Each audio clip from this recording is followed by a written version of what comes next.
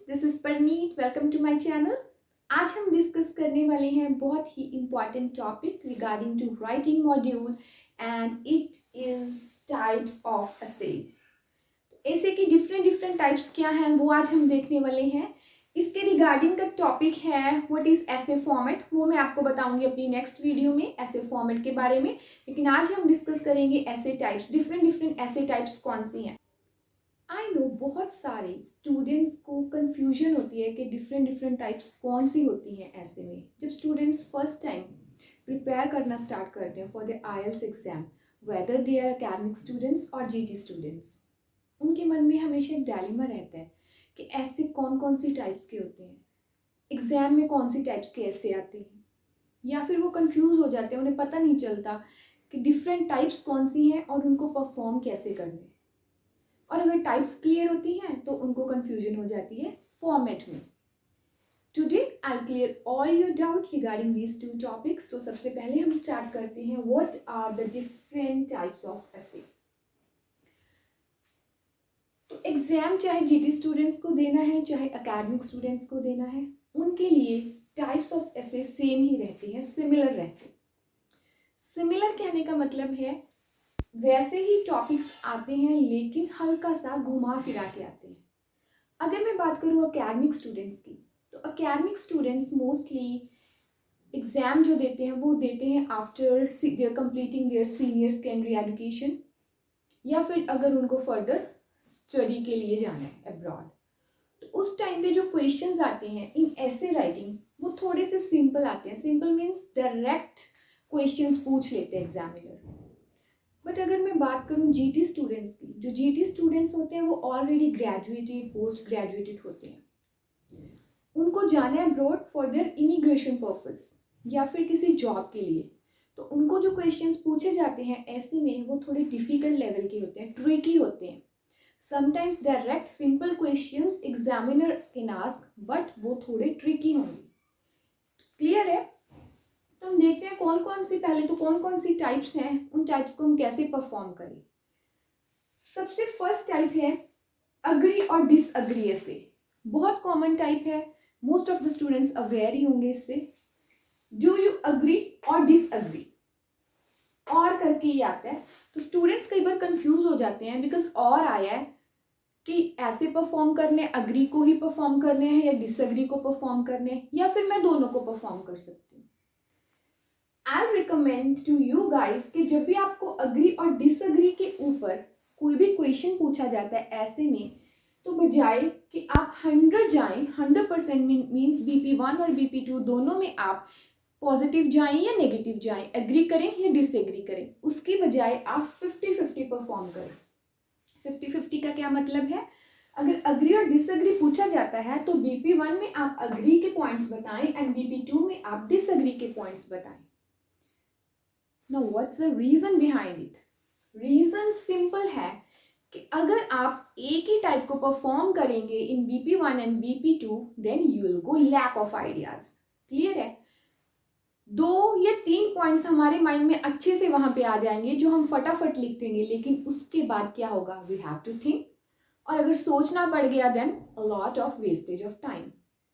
वैसे ही जब हम राइटिंग करते हैं एग्जाम में, तो राइटिंग जो है वो सबसे डिफिकल्ट मॉड्यूल माना जाता है, चाहे वो जीटी स्टूडेंट्स हैं चाहे वो एकेडमिक स्टूडेंट्स हैं। जब राइटिंग आता है तब इतना प्रेशर हो जाता है हमारे माइंड पे, टाइम तो वैसे ही निकल रहा होता है, time flies at that time, है ना। तो उस टाइम पे अगर हम वहाँ पे सोचने लगे कि इसके बाद कौन सा आइडिया मेरे माइंड में नहीं आ रहा, उसकी एग्जाम्पल नहीं आ रही, तो सारे का सारा हमारा पेपर वहाँ पे खराब हो जाएगा। क्लियर? इसके लिए आई सजेस्ट यू गाइस कि आप 50-50 जाएं, BP1 में एग्री, BP2 में डिसएग्री। क्लियर? हाउएवर, अगर वहां पे आपको अग्री डिसएग्री में कोई यूनिवर्सल टॉपिक आ गया, यूनिवर्सल ट्रूथ कोई पूछ लिया उन्होंने, फॉर एग्जाम्पल एनिमल एक्सपेरिमेंटेशन से रिगार्डिंग कोई भी ऐसे आ गया, या ब्लडी स्पोर्ट्स के रिगार्डिंग आ गया, तो ये ऐसे टॉपिक्स हैं जिनमें अगर आप एक साइड जाएंगे तो ज़्यादा बेटर होगा। फॉर एग्जाम्पल एनिमल एक्सपेरिमेंट के ऊपर टॉपिक आ गया कि आपको उनको बैन होना चाहिए या नहीं होना चाहिए, डू यू अग्री और डिसएग्री, है ना।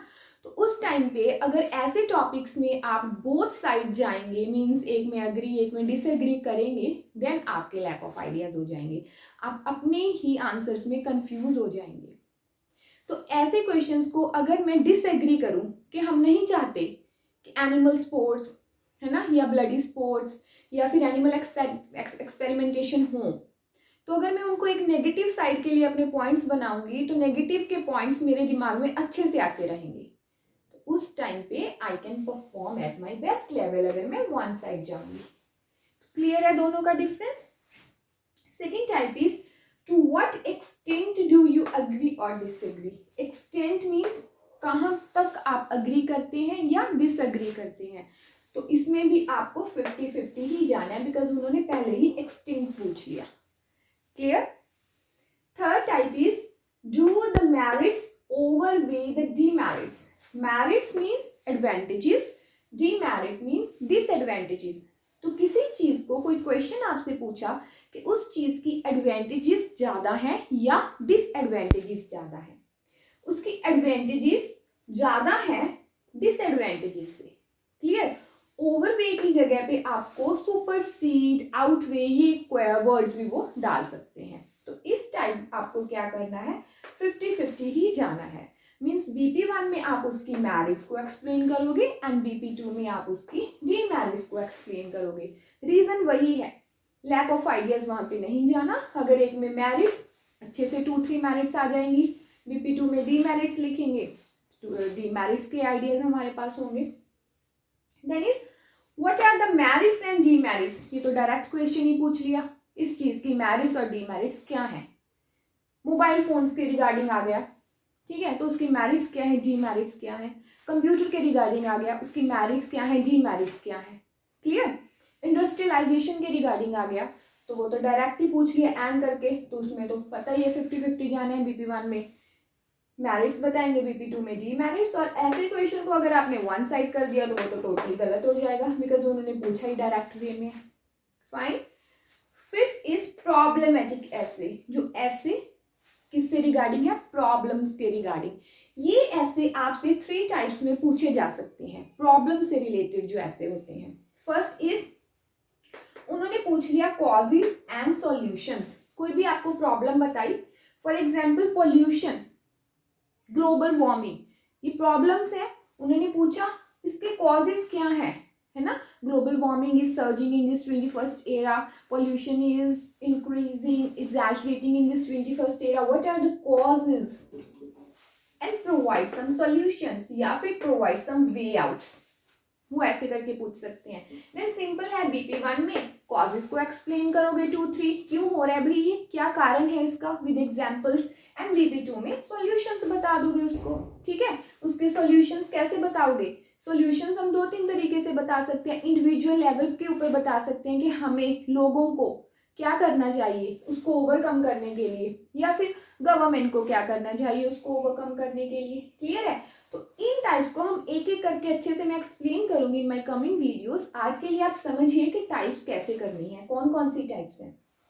देन इज प्रॉब्लम कोई उन्होंने बताई, जैसे पोल्यूशन के बारे में उन्होंने बताया, ग्लोबल वार्मिंग के ऊपर ही उन्होंने बताया कि ग्लोबल वार्मिंग हो रही है, ठीक है, इसके पीछे क्या कारण है, इसके पीछे लोकल पब्लिक रेस्पॉन्सिबल है, इवन गवर्नमेंट रेस्पॉन्सिबल है, वो अपने क्वेश्चन में ही आपको बता देंगे। एंड क्वेश्चन पूछेंगे क्या आपसे, क्या आंसर करना होगा, what are the solutions, या फिर provide some solutions to overcome this, to minimize, to tackle this problem, या फिर provide some way outs। तो उस केस में तो हमें सॉल्यूशंस ही प्रोवाइड करने पड़ेंगे अकेले, जब उन्होंने पूछा ही सॉल्यूशंस है।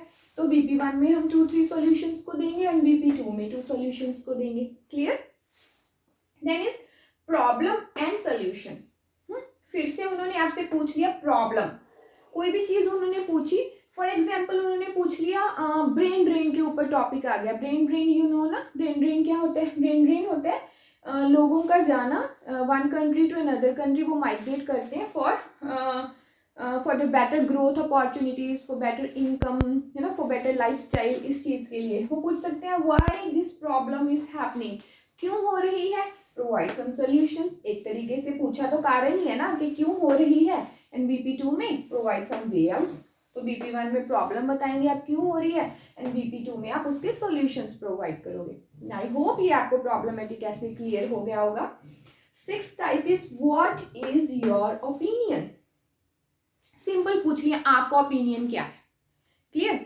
अब मेरा ओपिनियन क्या है, मेरा ओपिनियन तो दोनों साइड्स पे भी हो सकता है, सिंगल साइड पे भी हो सकता है, तो वो डिपेंड करता है क्वेश्चन टाइप के ऊपर, जिसमें आप 50-50 भी जा सकते हैं और 100 भी जा सकते हैं। 50-50 जाएंगे तो वही लैक ऑफ आइडियाज नहीं होंगे, लेकिन अगर आप इतने श्योर हैं, आपको वो टॉपिक अच्छे से आता है, आपके पास 4 to 5 आइडियाज पहले से ही प्रिपेयर हैं, then you can go 100%। BP1 and BP2 में एक ही चीज आप एक्सप्लेन कर सकते हैं, clear. 7th type is discuss both sides and give your opinion. This is discussion based. उन्होंने पहले ही कह दिया कि डिस्कस करें आप बोथ साइड्स उसकी, और एंड में आप अपना ओपिनियन दें, क्लियर है। तो ऐसे क्वेश्चंस में आप क्या कर सकते हैं, इसमें आप 3 BPs बना सकते हैं, BP1, BP2 and BP3। Because IELTS writing करते टाइम ऐसे कोई कॉन्स्ट्रेंट्स तो होते नहीं है कि हमें 2 BPs ही बनाने हैं, लेकिन 2 से कम नहीं बनाने। ऐसा नहीं कि आप वहां पे 1 BP बना के आओ, BPs बॉडी पैराग्राफ 1 बना के आ जाओ, ठीक है। तो आप इसमें 3 भी बना सकते हो। जैसे BP1 एंड BP2 में इसमें आपने फर्स्ट साइड को एक्सप्लेन किया, BP2 में you'll explain your second side, the other side means, and BP3 में आप अपना ओपिनियन दे सकते हैं, क्लियर है। कई स्टूडेंट्स क्या करते हैं, बनाते 2 BPs ही हैं, लेकिन अपना ओपिनियन वो कंक्लूजन में दे देते हैं, तो ये भी गलत नहीं है। तो वो आपको अच्छे से वहां पे मैनेज करना पड़ेगा, पहले फोकस करना पड़ेगा, प्रिपेयर करना पड़ेगा कि मुझे कैसे एक्सप्लेन करने, क्लियर। तो कंक्लूजन आप मिक्स दे सकते हो। बोथ साइड्स के क्वेश्चन कैसे वो पूछ सकता है, फॉर एग्जाम्पल उन्होंने पूछा computers are use more and more in education, some people think it is a positive development and for some people it is a negative one, या फिर for some people it is a positive development but some others oppose this statement। Discuss both views, दोनों को ही बताना पड़ेगा। Means कुछ लोग उसको positive मानते हैं एंड अदर लोग उसको नेगेटिव मानते हैं, तो पॉजिटिव और नेगेटिव दोनों को ही एक्सप्लेन करना पड़ेगा एंड गिव योर ओपिनियन। लेकिन आपको क्या लगता है, whether it is a positive development और अ नेगेटिव वन, क्लियर है। तो ओपिनियन में तो आपको सिंगल साइड ही जाना पड़ेगा कि मुझे पॉजिटिव लग रहा है या नेगेटिव लग रहा है, लेकिन बोथ साइड्स के लिए आपको दोनों के ही व्यूज देने पड़ेंगे, क्लियर है। तो इस स्पेशल टाइप को करने के लिए एक मेथड तो ये है, एक डिफरेंट मेथड भी है। जब हम इसको अच्छे से डिस्कस करेंगे अपनी कमिंग वीडियोस में, तब मैं आपको बताऊंगी कि इसकी दूसरी टाइप कैसे है। जीटी स्टूडेंट्स के लिए वो हेल्पफुल हो सकती है कि इसको अच्छे से उस तरीके से कैसे परफॉर्म करना है, क्लियर है। So these are the 7 main types of ऐसे टाइप्स, ठीक है। इसको डिस्कशन बेस्ड भी हम बोल सकते हैं। मेन तो हम बोलते हैं agree disagree, what to what extent, advantages disadvantages और मेरिट्स डीमेरिट्स के ऊपर आ जाते हैं, प्रॉब्लम्स के रिगार्डिंग आ जाते हैं, ओपिनियन बेस्ड ऐसे आ जाते हैं एंड डिस्कशन बेस्ड ऐसे आ जाते हैं। तो these are the main types. को क्लियर हो चुकी होंगी, लेकिन अगर फिर भी आपके कोई डाउट्स हैं तो आप मुझे डायरेक्ट व्हाट्सएप कर सकते हैं या फिर ईमेल कर सकते हैं। I can clear all your doubts regarding types of essay. So for more updates, stay tuned to my channel. Thank you.